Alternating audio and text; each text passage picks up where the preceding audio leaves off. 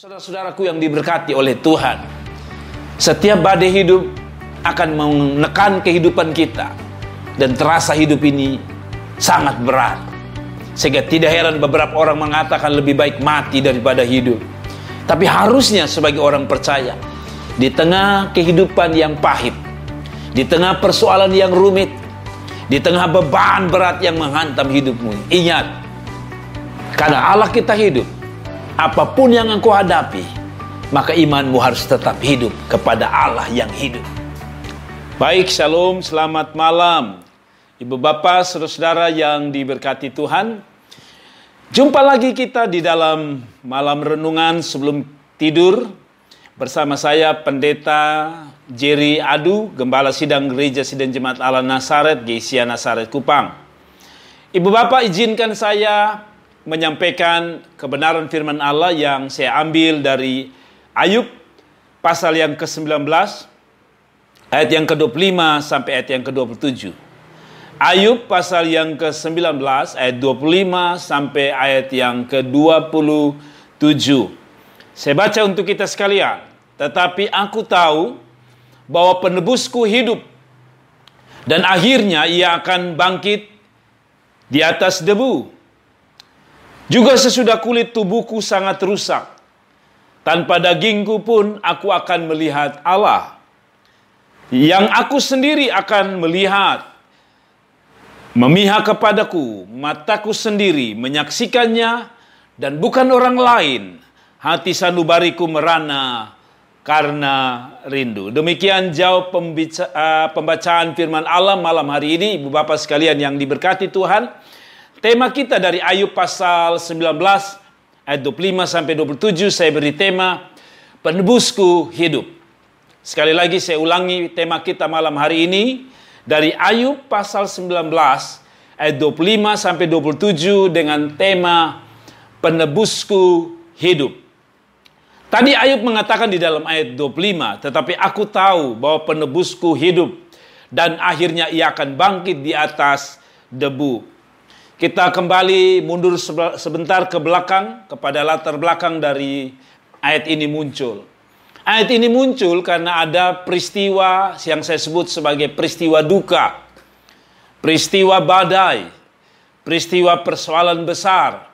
Di pasal 1 kita mengetahui bahwa Ayub adalah orang yang saleh. Ayub adalah orang yang hidup benar di mata Tuhan. Namun di sisi lain, sebagai orang yang hidup di jalan Tuhan, tentu kita semua rindu, ingin supaya kalau bisa, hidup kita itu boleh diberkati dan tanpa persoalan.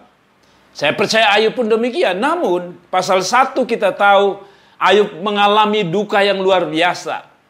Ayub mengalami bencana yang luar biasa. Binatangnya habis. Yang paling mengerikan adalah anak-anaknya mati semua. Dan dalam keadaan seperti ini biasanya kebanyakan kita akan merasa Allah telah pergi. Kita merasa bahwa Allah tidak adil. Kita merasa bahwa dunia sudah sangat menggoncangkan hidup kita. Kita merasa bahwa dunia begitu terasa gelap karena kita merasa bahwa hidup ini sudah terlalu banyak persoalan. Satu persoalan belum selesai, datang persoalan yang lain. Demikian latar belakang. Dan di dalam pasal 19, bukan hanya dia harus menghadapi kematian anak-anak, harta harus habis. Tapi saya tadi lupa menjelaskan satu. Istrinya tidak mendukung dia. Dan di dalam pasal 19, teman-temannya menghakimi dia dan berkata, Ayub, engkau mungkin buat dosa, makanya ini peristiwa terjadi. Padahal pasal 1 kita tahu, ini bukan karena dosa, tapi ini hanya merupakan seizin Tuhan. Atas permintaan setan yang berkata, pantas saja Ayub setia karena Ayub tidak dapat persoalan. Tetapi akhirnya Ayub menarik kesimpulan, sebagai orang yang saleh dan takut akan Tuhan, Ayub menyadari bahwa hidupnya terlalu sukar, terlalu berat beban itu. Tapi sekali lagi Ayub tidak melihat dari sisi persoalan. Ayub tidak memfokuskan diri pada persoalan. Kesimpulan dari Ayub yang saya dapat sampaikan adalah seperti ini. Dia boleh melihat ada kematian dari anak-anaknya. Kematian anak-anaknya memang sudah terjadi. Tetapi anak-anaknya boleh mati. Tapi Allah harus tetap hidup di dalam diri Ayub. Sekali lagi, tema penebusku hidup sedang bicara begini. Segala sesuatu boleh terjadi, bahkan anak-anaknya harus mati. Tetapi Tuhan tidak boleh mati. Maksud saya begini, persoalan kadang-kadang membuat hidup kita terasa mati. Terasa tidak ada semangat dan gairah lagi. Kalau kita mengalami seperti Ayub. Tapi Ayub sekali lagi, bisnisnya mati. Kalau saya mau bilang, kenapa saya bilang bisnisnya mati? Karena binatangnya dicuri dan habis. Saudara-saudara, anak-anaknya mati. Saya ambil kesimpulan. Saudara, bukan hanya anaknya yang mati, bisnisnya mati.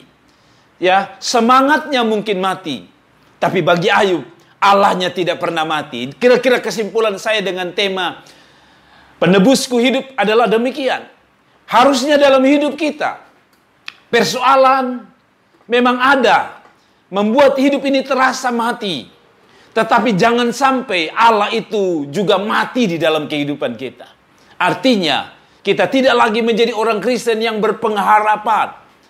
Berapa banyak orang ketika berhadapi persoalan satu kepada satu yang lain, hidupnya menjadi mati. Berapa banyak orang yang ketika beban menindih dia, hidupnya belum mati, dia masih bernafas, tapi gairahnya telah mati. Kenapa? Karena saya percaya dia tidak mengenal Allahnya dengan baik. Ayub mengenal Allahnya dengan baik. Ayub mengenal Allahnya sebagai penebus yang hidup. Nah, ibu bapak, saudara-saudara yang diberkati Tuhan, saya mau mengajak kita tentang tema ini. Penebusku hidup. Segala sesuatu boleh kelihatan mati. Masa depan kelihatan mati. Bisnis kelihatan mati. Keluarga, suasana keluarga mungkin kelihatan mulai mati karena ketidakberdayaan kita. Pelayanan mulai turun dan kelihatan hampir mati. Tapi dengar baik-baik, Allah kita tidak boleh mati. Artinya, Anda harus meyakini bahwa Allah kita tetap hidup di tengah persoalan hidup yang membuat hidupmu terasa mati. Sekali lagi, Allah harus tetap hidup di tengah persoalan hidupmu yang membuat hidupmu terasa mati, terasa tak bergairah. Saudara-saudaraku yang diberkati Tuhan, kesimpulan saya begini. Ada kehidupan yang mati, yaitu anak-anaknya mati. Tapi bagi Ayub, sekalipun anaknya mati, bisnisnya mati, tapi selama Tuhannya hidup, itu berarti dia mampu membangkitkan semua yang telah mati ini. Artinya begini, saudara-saudara, sekali lagi. Lebih baik kita mengalami seperti Ayub, anak-anaknya mati, tapi Allahnya hidup. Daripada kita kelihatan hidup hari ini, tapi Allah kita mati. Sebab pada waktu kita mengalami kematian dalam menghadapi persoalan, tidak ada lagi yang bisa tolong. Tapi Ayub melihat ada sisi Allahnya yang berbeda dari Allah yang lain. Segala sesuatu boleh kelihatan mati, tapi Allah selama Allahnya masih hidup, berarti Ayub masih punya kesempatan untuk melihat hal-hal baik dalam hidupnya. Sekali lagi, Ayub melihat bahwa Allahnya hidup. Kalau Allahnya hidup, berarti persoalan apapun yang membuat terasa mati ini akan diubahkan Tuhan menjadi sesuatu yang lebih hidup di dalam hidup kita masing-masing. Kira-kira sederhananya begini, saudara-saudara. Yang saya mau sampaikan begini. Anda harus tahu, semangatmu bisa mati, bisnismu bisa mati, tapi Anda harus tahu bahwa Allah tidak pernah mati. Sekali lagi begini. Setiap kehidupan kita bisa terasa mati. Bisnis bisa mati. Anak-anak kita bisa mati. Orang-orang yang kita cintai bisa mati. Masa depan bisa mati. Tetapi Allah tidak pernah mati. Allah itu hidup. Kalau Allah itu hidup, apapun yang terasa mati hari ini dapat dihidupkannya. Lazarus yang mati sudah 3 hari, dia bisa bangkitkan. Apalagi hanya bisnis yang kelihatan mati. Apalagi rumah tangga yang sudah kelihatan mati. Apalagi usaha kita yang sudah kelihatan mati. Apalagi pelayanan kita yang kelihatannya mau mati. Apalagi bisnis kita yang kelihatan mau mati. Apalagi masa depan kita yang kelihatan baru mau mati. Yang sudah mati, Allah kita adalah penebus yang hidup. Kalau dia hidup, dia masih hidup, dan dia tetap hidup, dan dia memang hidup, maka dengar baik-baik, tak ada satupun yang harus diragukan. Jadi begini, karena Allah kita hidup, ini yang menjadi khotbah saya. Karena Allah kita hidup, maka harusnya kita tetap hidup. Sekali lagi, karena Allah kita hidup, maka orang percaya harusnya tetap hidup. Sekalipun tadi saya bilang kondisinya seperti kondisi orang mati, kondisi di sekeliling kita terasa mati. Karena Allah hidup, maka roh dan jiwa kita harus tetap hidup. Sekali lagi, kalau Allah kita hidup, maka roh dan jiwa kita harus tetap hidup. Ada 3 hal yang harus tetap hidup karena kita punya Allah yang hidup. Sekali lagi, ada 3 hal yang harus tetap hidup di dalam hidup kita. Karena kita sadar, kita yakin Allah kita tetap hidup atau Allah kita hidup. 1, di tengah persoalan yang rumit, ada 3 hal yang tidak pernah mati dari Ayub yang memiliki Tuhan yang hidup itu. 1, persoalan apapun yang sudah membuat kita terasa mati, gairah terasa mati, apapun terasa mati dalam hidup kita. Tapi karena Allah kita hidup, maka yang pertama yang tidak boleh mati dalam hidup kita adalah iman kita kepada Tuhan harus tetap hidup. Karena penebus kita hidup, maka yang pertama dalam diri kita adalah iman kita kepada Tuhan harus tetap hidup, saudara-saudara. Iman kita harus tetap hidup. Iman kita kepada Tuhan harus tetap hidup. Ayub 19 ayat 25 berkata, tapi aku tahu penebusku hidup. Kalau Bapa kita, Allah kita hidup, umatnya hidup. Tapi hidup dalam hal apa? Dalam hal iman tadi saya bilang. Dan akhirnya ia akan bangkit di atas debu. Saudara, tetapi aku tahu penebusku hidup dan akhirnya ia akan bangkit di atas debu. Saudara-saudara, kata penebusku hidup sedang bicara tentang iman daripada Ayub kepada Tuhan bahwa memang dia mengalami sakit penyakit. Kalau saudara lihat, Ayub sakit koreng luar biasa. Dan bukan hanya koreng, itu penyakit yang bisa membuat orang mati. Anak-anaknya mati, bisnisnya gagal karena binatang-binatang kekayaannya diambil. Diperkirakan sekitar berapa miliar dan kalau diuangkan di zaman sekarang. Ayub, kalau jadi hidup saudara dan saya seperti Ayub, kita kehilangan semangat, kita rasanya lebih baik mati. Tapi Ayub tidak demikian. Pada waktu kelihatan situasinya mati, dia memandang kepada Allah yang hidup. Dan pada waktu dia memandang kepada Allah yang hidup, dia memberi sebuah statement. Allahku penebus yang hidup akan bangkit di atas debu. Ini memberi indikasi bahwa Allah kita hidup, maka yang pertama, iman kita sebagai orang percaya kepada Tuhan harus tetap hidup. Saudara-saudara, iman kita harus tetap hidup. Berbeda dengan para murid. Pada waktu mereka ditempa oleh gelombang badai hidup, saudara tahu, iman mereka bukan hidup. Iman mereka mati. Padahal yang di atas perahu pada waktu mereka dihantam gelombang adalah Tuhan penebus yang hidup. Tetapi sebelum mereka mati, ditenggelamkan oleh gelombang yang menghantam perahu para murid-murid, sebenarnya ada satu yang sudah mati, yaitu iman mereka. Sehingga mereka berkata, Guru, bangun, apakah engkau tidak memperhatikan kami? Kami akan binasa. Kami sudah binasa. Saudara lihat ini. Persoalan bagi para murid telah membinasakan hidup mereka. Semangat mereka, harapan mereka. Semua telah hilang. Tapi dalam Ayub lain. Ayub memang kelihatan situasi yang menghantam dia sungguh rumit dan besar. Tapi yang terjadi adalah iman daripada Ayub tidak pernah mati. Saudara-saudaraku yang diberkati oleh Tuhan. Setiap badai hidup akan menekan kehidupan kita. Dan terasa hidup ini sangat berat. Sehingga tidak heran beberapa orang mengatakan lebih baik mati daripada hidup. Tapi harusnya sebagai orang percaya, di tengah kehidupan yang pahit, di tengah persoalan yang rumit, di tengah beban berat yang menghantam hidupmu, ingat, karena Allah kita hidup, apapun yang engkau hadapi, maka imanmu harus tetap hidup kepada Allah yang hidup.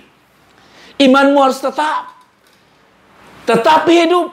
tetap meyakini bahwa sumber pengharapan kita, pembuat skenario cerita hidup ini adalah Tuhan. Tetaplah percaya, Allah tidak akan membiarkan orang-orang yang berharap dan bergantung kepadanya dikecewakan. Tetaplah menaruh harapan di dalam iman kita bahwa Allah pasti punya rencana. Allah pasti punya rencana yang baik di balik sebuah persoalan. Dan yang kedua, saya mau mengajar kepada kita lewat tema penebusku hidup. Kalau penebusku hidup, berarti roh daripada kita, orang percaya, harus hidup. Karena itu roh yang kedua yang saya sebut. Kalau tadi roh pertama adalah iman kita kepada Tuhan harus tetap hidup. Pada poin kedua, di tengah persoalan yang kita hadapi hari-hari ini, seperti Ayub, maka ada hal yang kedua yang tetap hidup di dalam hidup kita, yaitu pengharapan kita kepada Tuhan harus tetap hidup. Jadi kalau poin pertama, iman kita kepada Tuhan harus tetap hidup. Poin kedua, pengharapan kita kepada Tuhan harus tetap hidup. Jadi iman sudah hidup, sekarang pengharapan kita harus hidup. Ayub pasal 19 ayat 26. Juga sesudah kulit tubuhku, Ayub sakit luar biasa dan hampir mati. Sangat rusak. Tanpa daging pun aku akan melihat Allah. Bayangkan. Tanpa daging artinya dia kurus kering. Dia sakit luar biasa sampai dagingnya habis. Tapi dia seolah berkata, dagingku boleh habis. Kalau tadi dia berkata, Allahku, persoalanku cukup rumit, tapi imanku tidak boleh mati. Karena Allahku hidup. Maka yang kedua ini, Ayub sedang bicara tentang sesuatu yang tidak boleh mati dalam hidup kita, yaitu pengharapan kepada Tuhan harus tetap hidup. Dikatakan sekali lagi, juga sesudah kulit tubuhku sangat rusak, tanpa daging pun. Orang sudah tanpa daging berarti hilang harapan. Orang kalau sudah kulit tubuhnya rusak, itu namanya tanpa harapan karena sudah mau mati. Tetapi dia tutup dengan kata di dalam ayat 26, tanpa daging pun aku akan melihat Allah. Sekali lagi, tanpa daging pun aku akan melihat Allah. Saudara-saudara, dia masih meyakini daging ini akan habis. Tanpa daging sekalipun dia berkata, aku akan melihat Allah. Apa artinya? Dia selalu memiliki pengharapan-pengharapan di dalam Tuhan. Saudara-saudaraku, ayat ini sedang bicara bahwa sudah tidak ada harapan. Tapi bagi Ayub, dia selalu melihat Tuhan sebagai harapan sejati di tengah kehidupan yang tanpa harapan. Sekali lagi, dari ayat ini kita belajar kepada penebus kita yang hidup, kita belajar satu perkara. Dari Ayub kita belajar juga satu perkara, yaitu poin kedua ini, bahwa hidup kita, pengharapan kita harus tetap hidup. Saudara-saudara, pengharapan kita tidak boleh lenyap di tengah kehidupan yang tanpa harapan. Kenapa? Karena kita akan melihat Allah di tengah-tengah suasana yang tanpa pengharapan. Saya kasih contoh yang paling sederhana. Lazarus mati. Bagi Marta dan Maria, buat apa lagi berharap? Lazarus telah mati. Tapi sang pengharapan itu datang, Yesus namanya. Dan dia membangkitkan Lazarus. Saudara-saudaraku, sekali lagi saya juga bilang, janda di Sarfat, Alkitab mengatakan bahwa tepung yang dia punya tinggal sedikit, dan ketika Eli datang kepada dia, atau lebih tepat Elia datang kepada dia, meminta dibuatkan roti, perempuan janda di Sarfat itu berkata, hamba Allah, hidup saya tidak ada pengharapan, tepung saya tinggal sedikit. Kalaupun saya bikin untuk anak saya dan saya, habis itu kami mati. Suasana hilang harapan. Tetapi dia berkata, Elia, karena engkau yang menyuruh, maka aku akan melakukannya. Apa artinya? Artinya bahwa di tengah suasana yang tanpa harapan, di tengah situasi yang tanpa harapan, harapanmu kepada Allah tidak boleh pernah mati. Saudara-saudaraku, sebab harapan itulah yang memberi kita semangat untuk menjalani kehidupan yang tanpa pengharapan ini. Saudara-saudara, selama hidup di dunia, tidak ada yang pasti. Harapan tidak ada yang pasti kecuali di dalam Tuhan. Intinya saya mau ajar di dalam poin kedua begini. Adakah situasi yang engkau hadapi hari-hari ini yang membuat engkau hilang harap? Persoalan rumah tanggamu kah? Persoalan hidup kah? Persoalan ekonomi kah? Persoalan bisnismu yang lari hari-hari ini sedang ada dalam persoalan kah? Semua bisa berubah. Tapi pengharapanmu kepada Allah harusnya tidak boleh hilang. Dan yang terakhir, penebusku hidup. Itu berarti umatnya juga harus hidup. Hidup dalam hal apa? Yang terakhir, kasih dan cinta kita kepada Tuhan harus tetap hidup. Saudara-saudara, poin yang terakhir, karena Allah kita disebut penebus yang hidup, maka roh yang hidup itu harus turun kepada kita orang percaya. Dan roh itu harusnya memunculkan apa yang saya sebut sebagai kasih dan cinta kita kepada Tuhan harusnya tetap hidup. Saudara-saudara, kalau saudara baca kembali pada pasal 1, pasal 2, ada dua orang bertipe atau dua tipe manusia. Satu yang namanya Ayub dan satu namanya istri Ayub. Di tengah persoalan, anak-anak mereka mati dan binatang mereka habis. Ada dua sikap yang berbeda. Satu Ayub yang tetap berpengharapan, yang tetap memiliki iman yang hidup, yang tetap memiliki pengharapan yang hidup. Yang terakhir, dia tetap memiliki cinta. Ayub memiliki cinta kasih kepada Tuhan yang hidup. Dengan cara apa? Dia berkata, Tuhan yang memberi, Tuhan yang mengambil, terpujilah nama Tuhan. Beda dengan istri Ayub yang berkata, buat apa lagi engkau mencintai Tuhan, bertekun dengan Tuhan, lebih baik engkau mati. Lalu Ayub berkata, apakah hanya engkau mau menerima yang baik saja dan yang buruk tidak? Lihat, bentuk kasih Ayub tidak pernah mati kepada Tuhannya. Sekalipun keadaannya seperti membuat dia hampir mati. Karena beban persoalan yang begitu berat, Ayub rasanya hampir mati. Tetapi di tengah-tengah persoalan yang membuat dia hampir mati, karena penyakit juga, secara emosional, secara psikologi, dia dihantam dengan bisnis yang gagal. Siapa orang yang kuat? Harusnya Ayub mati dari semua sisi ini. Tapi tadi saya bilang, di tengah-tengah kehidupan yang terasa mati ini, dia memandang kepada Allah yang disebut sebagai penebus yang hidup. Dan akhirnya dia memiliki komitmen untuk tiga hal tadi. Satu, imannya tetap hidup, pengharapannya tetap hidup, cintanya kepada Tuhannya tetap hidup. Saya baca ayat yang ke-27 dari Ayub 19. Ya, aku sendiri akan memihak kepadaku. Mataku sendiri menyaksikannya, dan bukan orang lain. Hati sanubariku merana karena rindu. Perhatikan kata itu, karena rindu. Apa yang dirindukan oleh Ayub di tengah persoalan itu? Dia rindu satu, melihat Allah. Itu yang pertama. Apa yang dia rindukan di dalam diri Ayub? Sekali lagi, dia rindu melihat Allah yang dia cintai, yang akan muncul di tengah-tengah persoalan yang tanpa harapan itu. Saudara-saudara, sikap Ayub itu luar biasa. Dia mengalami kematian dari anak-anaknya, tapi imannya tidak mati. Dia mengalami bisnis yang gagal yang membuat dia hilang harap, sakit penyakit, tidak didukung oleh teman-temannya, tapi harapannya tidak pernah mati. Dan yang terakhir, sebenarnya ini kesempatan untuk Ayub protes, komplain dengan Tuhan, dan marah kepada Tuhan, bahkan meninggalkan Tuhan. Ayub bisa punya alasan, karena Tuhan tidak menolong saya, maka saya punya hak untuk membenci Allah. Tapi di dalam ayat yang ke-27 dari Ayub pasal 19, Ayub mengatakan, justru ketika dia dalam keadaan ini, Ayub berkata, aku makin rindu kepada Tuhan. Kecintaannya kepada Tuhan tidak pernah berubah oleh situasi apapun. Demikian dengan saudara.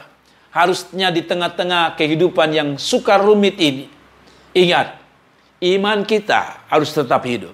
Dan yang kedua, pengharapan kita tidak boleh mati, tetapi harus tetap hidup. Dan yang terakhir, yang paling penting, dalam setiap persoalan kita,